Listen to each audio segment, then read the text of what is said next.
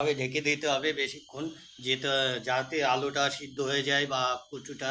তোমরা কচু না দিতেও পারো, আলু দিয়েও করা যায়।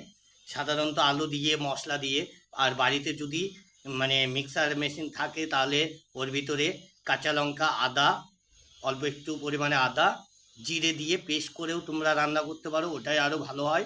তো আমি এই দেখো বন্ধুরা, মাছটা ভাজবে লাল করে, কিন্তু আমি এটা পেটের মাছ বলে অতটা লাল করিনি।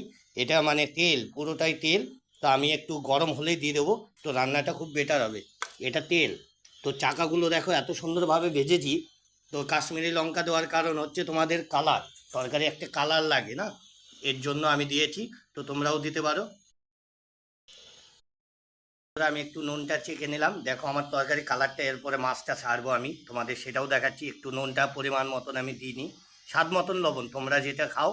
তোমাদের আরও ঝোল দেওয়া যেত, কিন্তু আমি একা খাবো, এত ঝোল, তাও অনেকটা ঝোল দিয়ে ফেলেছি। তো তোমরা আরও ঝোল দিতে পারো। লবণটা দেওয়ার পরে আমি আবার ঢেকে দিচ্ছি, কেননা আলুটা গলবে না, তাহলে আলুটা সিদ্ধ হবে না ভালো মতন। বন্ধুরা, আমি এখন পেটির মাছগুলো একে একে তুলে দেবো। দেখো তোমরা, পেটির মাছগুলো তুলে দেবো, দিয়েছি।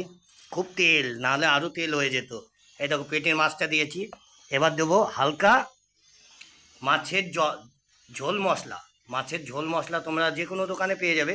এটা না থাকলে আমার, ধরো আমি ছেলে মানুষ তো, এত বাটা বাটি করবে কে বলো।